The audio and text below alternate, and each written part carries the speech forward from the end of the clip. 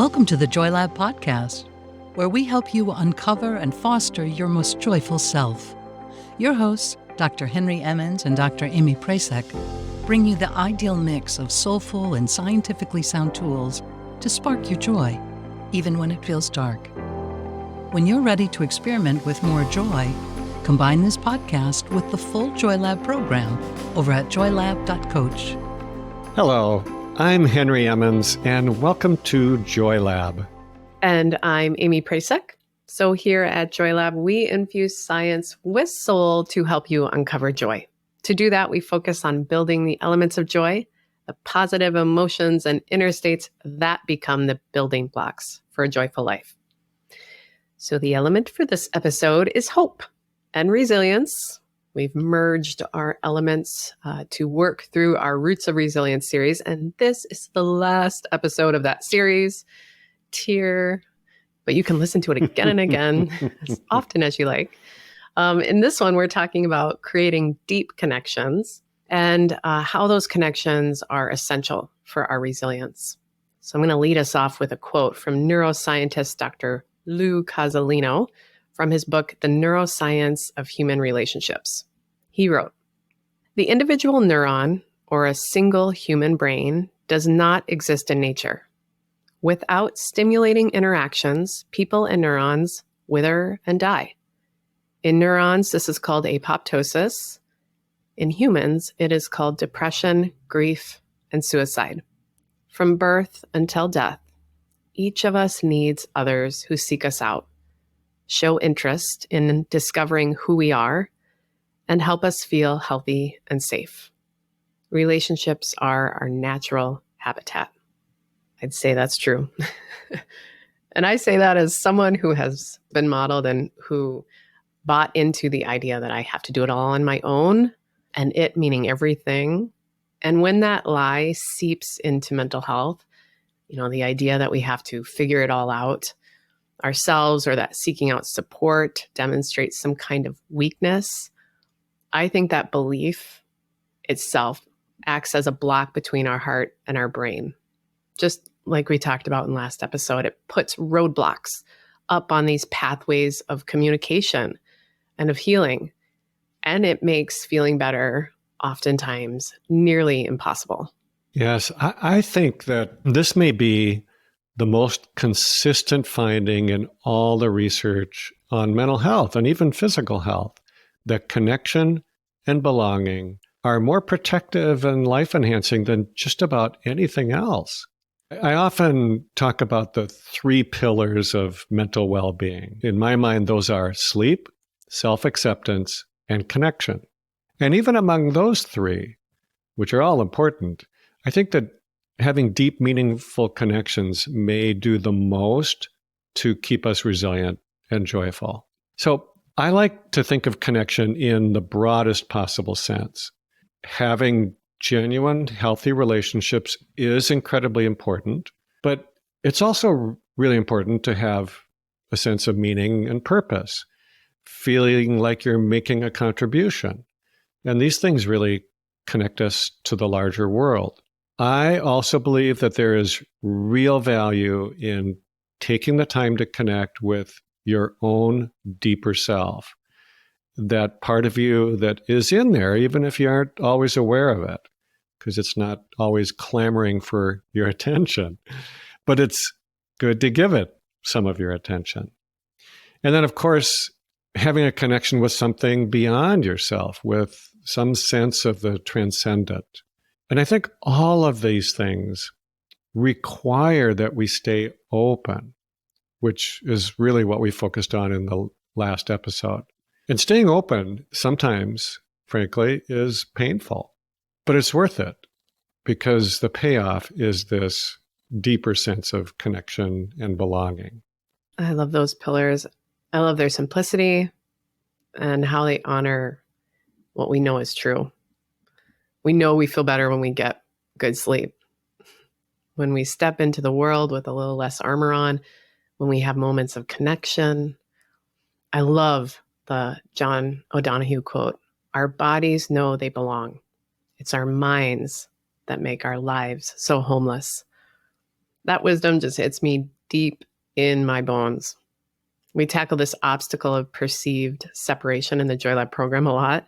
And we've talked about it here in the podcast as well. Episode 14 is all about the illusion of separation. So definitely head back there for more on that. Yeah, I believe that all the great religions agree on this point, that we are not separate, isolated beings. Yet that's typically how we perceive ourselves, right? That belief that we are separate is made up by our own minds, as John O'Donohue said so clearly. It is our minds that make our lives so homeless. And I agree with you, Amy, that language is so powerful, so moving. But, I think there is a strong paradox here that makes it hard to understand this concept with our thinking minds.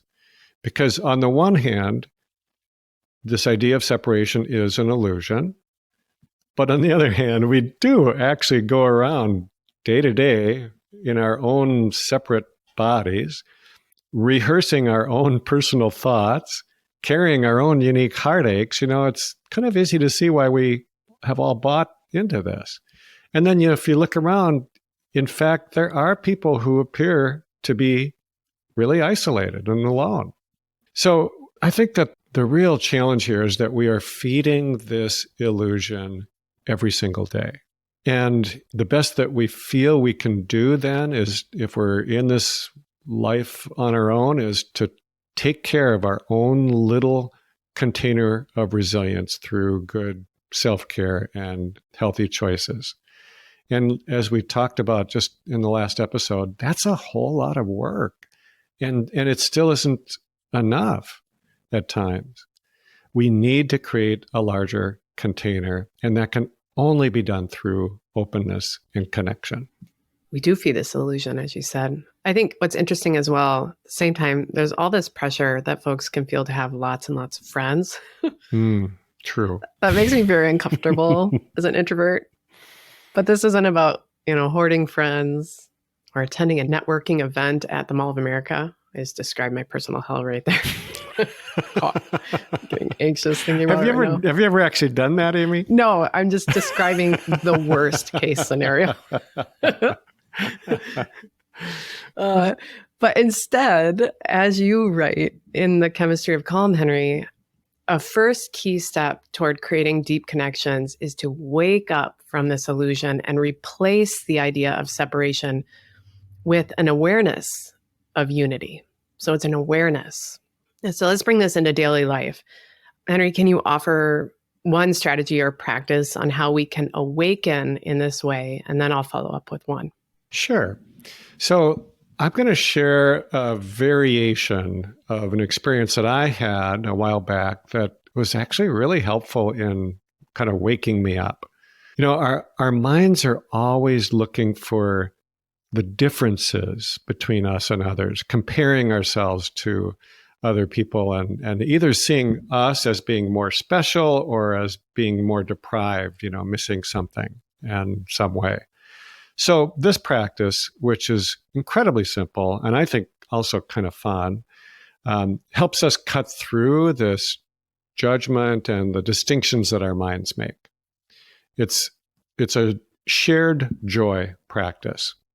And here's how you could do it. You can come up with a zillion variations on this. So choose a time when people are going to be gathering in a festive way. So Amy, for you, this is not the Mall of America networking deal. The opposite. Got it. So probably, think about maybe just any random weekend or maybe a special holiday or a ball game, a concert, anything that you think there's going to be a group of people. I did this I went to a large city park and it was a family holiday. But, this is a good thing to create your own version of this. Give yourself enough time so that you don't feel rushed. I think at least a half hour is good. And then just wander around, just watching people enjoying themselves. They're laughing, they're talking, they're eating, they're listening. notice how much of their pleasure and enjoyment seems to come from interacting with the people around them. And as you do this, try to just allow your mind to stay quiet and particularly watch for any judgments that come up, any comparing yourself to their lives or feeling like you don't quite belong. These things probably will come up. And if you notice them, just notice and then gently send them on their way. And if you can, try to take genuine pleasure from these other people's happiness. You can even silently say to yourself something like, your happiness is my happiness. And if you're able to do that, then just notice what, if anything, happens inside of you. I love that practice. Actually, I kind of did it yesterday. I was driving, Ooh. I was driving down the road and I saw a family, it was like a family gathering. They were playing volleyball. And the first thought that came to my mind was like, God, they're terrible. I could come in there and whomp them. And then I thought, wait, that's a judgment. And then I looked at them and they were having so much fun. They were terrible, but they were having so much fun. Maybe there's a correlation there. Probably. And then it made me feel really good. And I was excited for them. And, so it just as you said, Henry, something might come in first, which was my judgment. I was able to just let that go and then soak for a moment in their joy because they were just having a blast. It was sort of, a perfectly warm day that hadn't been perfectly warm in a while. So they were soaking in that too. Oh. Awesome practice. I love it. I like the idea too of doing it in a place where you may not know very many people and might be feeling nervous about conversations and such. So sort of that invitation to take the spotlight off of ourselves is really cool. So for another strategy, it's related to a concept I really like called moral elevation. I know it doesn't sound great, like some person perched on their moral high ground looking down on you, but it's really the opposite. So moral elevation is actually the feeling we get when we witness someone doing something really kind or brave or generous.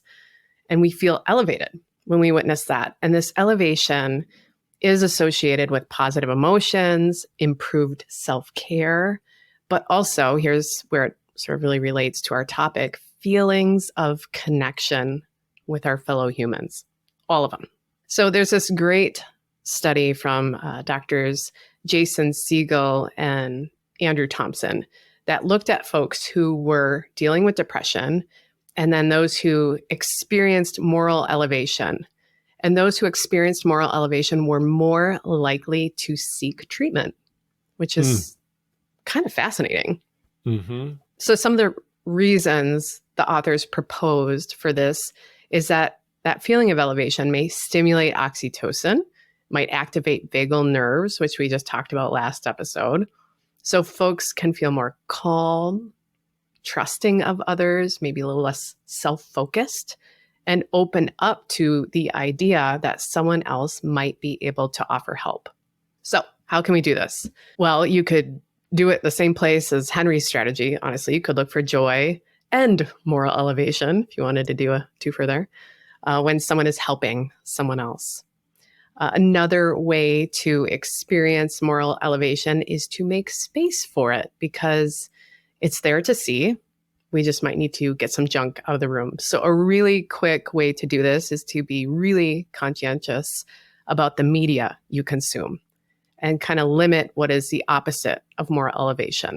Mm-hmm. So talking to myself right now, Amy, back off on the cult documentaries. That would probably be helpful for my moral elevation. Maybe those can relate. Or here's a good one. Assess your social media use.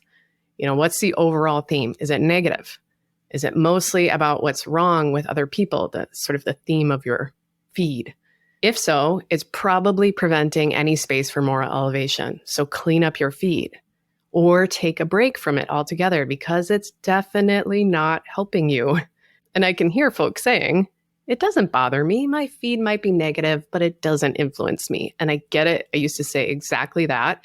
It's called third person effect. And it's the belief that other people are more influenced by media messaging than you are. This is not true. We are all influenced by the media we consume.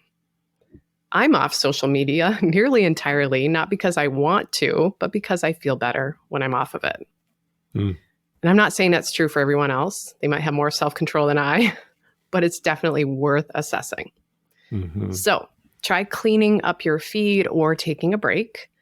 Then to sort of stick with this media strategy, you can seek out media that offers moral elevation.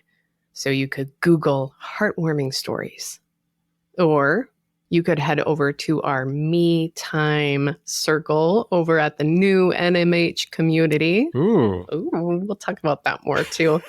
But you can find some quick moral elevation boosts there. The ME stands for moral elevation, which is pretty cool. we do love our acronym. I know, I couldn't help it. Thank goodness moral elevation was so simple to put into Me Time. And then because moral elevation is super contagious, like kindness, I bet you'll find yourself initiating some moral elevation. You'll just decide to help out at a community garage sale, bring a meal over to a friend who's sick, and that'll spread. You'll be spreading moral elevation. Other folks will become elevated, and on it goes. I love that, Amy. You know, I'm working on it.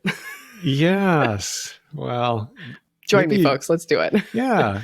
Maybe just choose a different genre of documentary. True. I know. It's a clear pivot. Yeah. I'll go there. Good call. Yeah. So, you know, one of the things that I like so much about what you just described is that you don't really need to do a lot of work in order to create this moral elevation. You can just remove an impediment to it, you know, like the negative messaging that is feeding this idea of separation. And just by removing something like that, then this sense of elevation or expansion just comes so easily. You know, we are naturally buoyant. So it's easy for us to be lifted up with the right sorts of inputs. There's a little haiku that I read years ago that this reminds me of. I just love it. Here it is. Spring comes and the grass grows by itself. And I think this is true for creating deep connections. We don't have to wait for years of effort. We don't have to fix ourselves first. We can stop feeding the idea of separation, and connection comes by itself. We don't have to fix ourselves first. We can stop feeding the illusion, and our connection comes by itself. Wise words, Henry. So to close our time today, we'll turn to some wisdom from Chief Siach, also known as Chief Seattle. Here's what he said. All things are connected, like the blood that unites us. We do not weave the web of life. We are merely a strand in it. Whatever we do to the web, we do to ourselves. Thank you for listening to the Joy Lab podcast. If you enjoyed today's show, visit joylab.coach to learn more about the full Joy Lab program. Be sure to rate and review us wherever you listen to your favorite podcasts.